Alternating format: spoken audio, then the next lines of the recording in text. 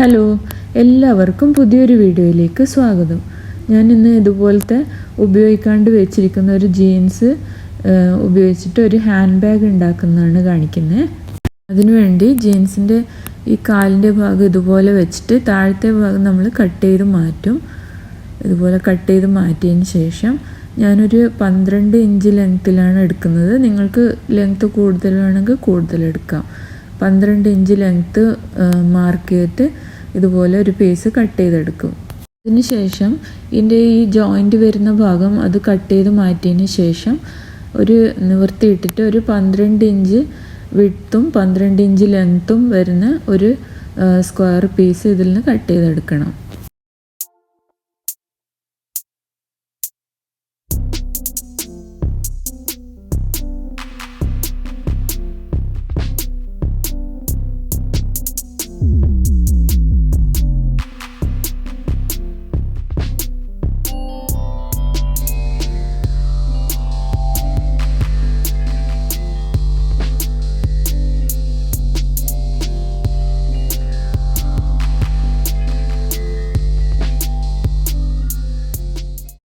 അതുപോലെ സെയിം അളവിലുള്ള ഒരു പീസും കൂടി കട്ട് ചെയ്തെടുത്തു.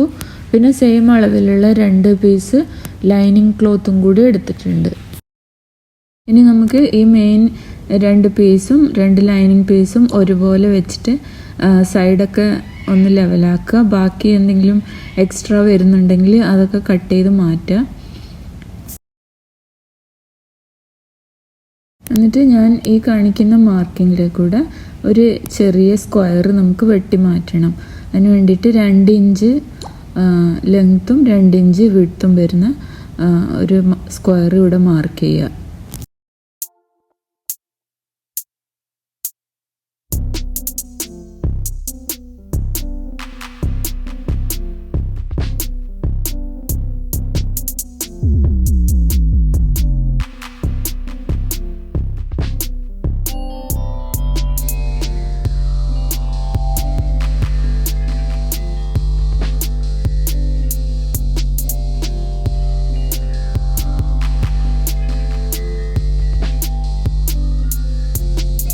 ആ ക്ലോത്ത് മാറ്റി വെച്ചിട്ട് നമുക്ക് ഈ ജീൻസിൻ്റെ ഈ പോക്കറ്റ് മാത്രം നമുക്ക് ഇവിടുന്ന് സ്റ്റിച്ച് അഴിച്ചിട്ട് എടുക്കാം. നമ്മുടെ ബാഗിന് പോക്കറ്റ് വെക്കാൻ വേണ്ടിയിട്ടാണത്. അപ്പോൾ ഞാൻ സ്റ്റിച്ച് അഴിച്ചെടുത്തിട്ടുണ്ട് പോക്കറ്റ്. എന്നിട്ട് ഇത് സെൻറ്ററിൽ ഇതുപോലെ വെച്ചതിന് ശേഷം പിൻ ചെയ്തിട്ട് നമ്മൾ ആ പോക്കറ്റിൻ്റെ ഷേപ്പിലൊന്ന് സ്റ്റിച്ച് ചെയ്തെടുക്കണം.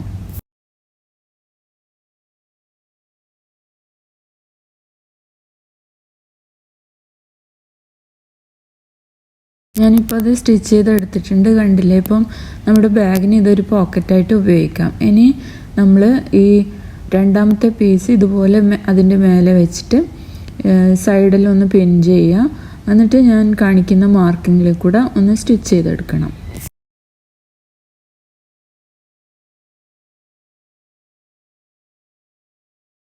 ഇപ്പോൾ ഞാൻ കാണിച്ച 3 സൈഡിലേക്ക് കൂടി ഞാൻ സ്റ്റിച്ച് ചെയ്ത് എടുത്തിട്ടുണ്ട്.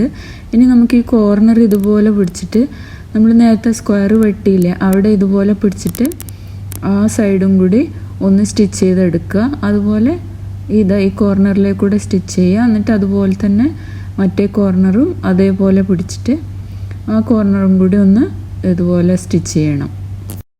ഇപ്പോൾ 2 കോർണറും ഞാൻ കാണിച്ച പോലെ സ്റ്റിച്ച് ചെയ്തെടുത്തു. ഇനി നമുക്ക് തിരിച്ചിടുമ്പം ഇതുപോലെയാണ് കിട്ടുക നമ്മളെ ബാഗ്. ഇനി നമ്മൾ എന്താ ചെയ്യേണ്ടതെന്ന് വിചാരിച്ചാൽ ഇതിന് ഉള്ളിൽ ലൈനിങ് അറ്റാച്ച് ചെയ്യണം. അതിന് വേണ്ടിയിട്ട് എങ്ങനെയാണ് ചെയ്യേണ്ടതെന്ന് കാണിച്ചു തരാം. അതിന് ഈ 2 ലൈനിങ് പീസും ഇതുപോലെ എടുക്കുക. എന്നിട്ട് നേരത്തെ മെയിൻ പീസ് ചെയ്ത പോലെ തന്നെ 2ൻ്റെയും നല്ല വശങ്ങൾ ചേർത്ത് വെച്ചിട്ട് ഈ 2 സൈഡിലേക്ക് കൂടെ മാത്രം സ്റ്റിച്ച് ചെയ്തെടുക്കുക. ഇതിൻ്റെ താഴത്തെ വശം ഇപ്പോൾ സ്റ്റിച്ച് ചെയ്യണ്ട.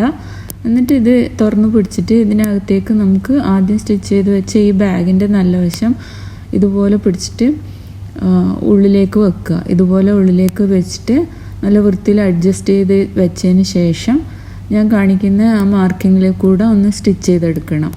അതായത് ഇതിൻ്റെ ഈ ടോപ്പിൽ വരുന്ന പാർട്ടിൽ ലൈനിങ്ങും മെയിനും ക്ലോത്തും കൂടി ഇതുപോലെ അറ്റാച്ച് ചെയ്തെടുക്കുക.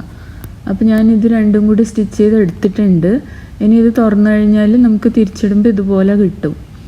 ഇനി വേണം നമ്മൾ ഇതിൻ്റെ ലൈനിങ് ക്ലോത്തിൻ്റെ അടിഭാഗം സ്റ്റിച്ച് ചെയ്യാൻ വേണ്ടിയിട്ട്. അതിന് ഇതുപോലെ വെച്ചതിന് ശേഷം താഴത്ത് നമ്മൾ എല്ലാം നേരെ ലെവലാക്കി വെച്ചതിന് ശേഷം താഴത്തെ ആ ഓപ്പൺ ഭാഗം പിന്നെ 2 കോർണറും നേരത്തെ മെയിൻ ക്ലോത്തിന് ചെയ്തില്ലേ അതേപോലെ സ്റ്റിച്ച് ചെയ്യുക. ഈ ലൈനിലേക്ക് കൂടെ ഞാൻ ഈ കാണിക്കുന്ന മാർക്കിങ്ങിൽ ഒരു സ്റ്റിച്ച് കൊടുക്കുക. അതുപോലെ കോർണറും സ്റ്റിച്ച് ചെയ്തെടുക്കുക.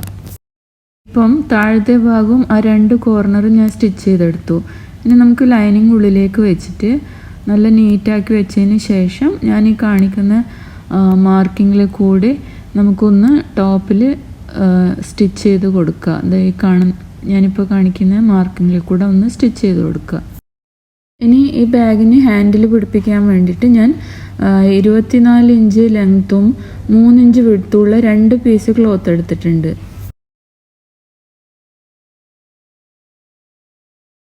ഇനി ഇതിൻ്റെ ഹാൻഡിൽ ചെയ്യാൻ വേണ്ടിയിട്ട് ഈ ക്ലോത്ത് ഇതുപോലെ മടക്കിയതിന് ശേഷം ഒന്ന് അയൺ ചെയ്തെടുത്തിട്ട് ബാക്കി ഞാൻ ഈ വീഡിയോയിൽ കാണിക്കുന്ന പോലെ മടക്കിയിട്ട് ഒന്ന് സ്റ്റിച്ച് ചെയ്തെടുക്കുക. അങ്ങനെ 2 പീസും ചെയ്തെടുക്കുക. അപ്പോൾ നമുക്ക് 2 ഹാൻഡിലും പിടിപ്പിക്കാം.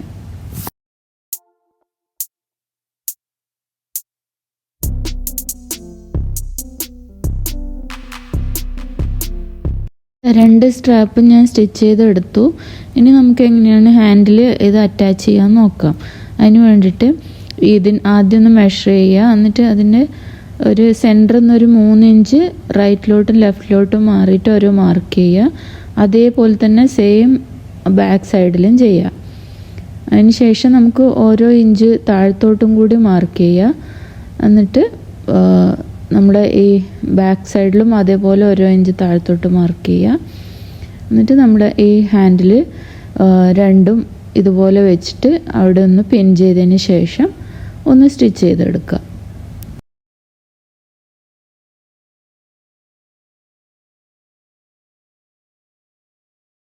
ഇനി ഞാൻ ഇതിൻ്റെ ഹാൻഡിലും സ്റ്റിച്ച് ചെയ്തെടുത്തു. ഇനി നമുക്ക് വേണമെങ്കിൽ ഉള്ളിൽ സിബ് അറ്റാച്ച് ചെയ്യാം, അല്ലെങ്കിൽ പ്രസ് ബട്ടൺ വെച്ച് കൊടുക്കാം, അല്ലെങ്കിൽ നമ്മുടെ വെൽക്രോ എന്ന് പറയുന്ന സാധനമില്ലേ ഒട്ടിക്കുന്നത്, അത് വെച്ച് കൊടുക്കുകയും ചെയ്യാം. ഞാനിപ്പം വെൽക്രോ ആണ് വെച്ച് കൊടുക്കുന്നത്. അപ്പം അത് ഓരോ പീസ് കട്ട് ചെയ്തെടുത്തിട്ട് ഇതിൻ്റെ അകത്ത് 2 സൈഡിലുമായിട്ട് ഒട്ടിച്ചു കൊടുത്താൽ മതി. ഇതാണ് വെൽക്രോ.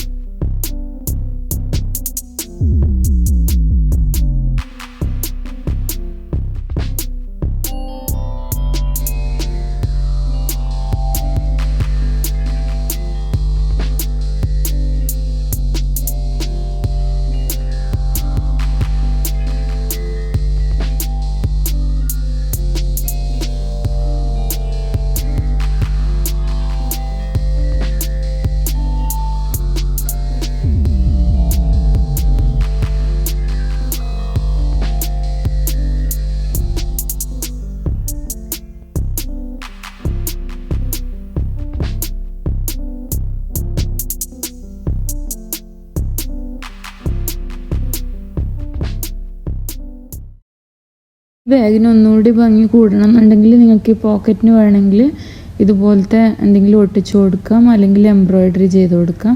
ഞാനിപ്പോൾ ഒരു ചെറിയ ബട്ടർഫ്ലൈനെയാണ് ഒട്ടിച്ചു കൊടുക്കാൻ പോകുന്നത്. ഇതുപോലത്തെ റെഡിമെയ്ഡ് ബട്ടർഫ്ലൈ ഒക്കെ കിട്ടും നമുക്ക് വാങ്ങാൻ. അത് ഇതുപോലെ ഗം വെച്ച് ഒട്ടിച്ചു. അപ്പോൾ നമ്മുടെ ബാഗ് റെഡിയായി. എൻ്റെ വീഡിയോ എല്ലാവർക്കും ഇഷ്ടപ്പെട്ടു എന്ന് വിചാരിക്കുന്നു. ഇഷ്ടപ്പെട്ടിട്ടുണ്ടെങ്കിൽ എൻ്റെ ചാനൽ ലൈക്ക് ചെയ്യാനും കമൻറ്റ് ചെയ്യാനും സബ്സ്ക്രൈബ് ചെയ്യാനും മറക്കരുത്. എത്രയും പെട്ടെന്ന് തന്നെ നമുക്ക് വീണ്ടും കാണാം. അതുവരേക്കും ബൈ.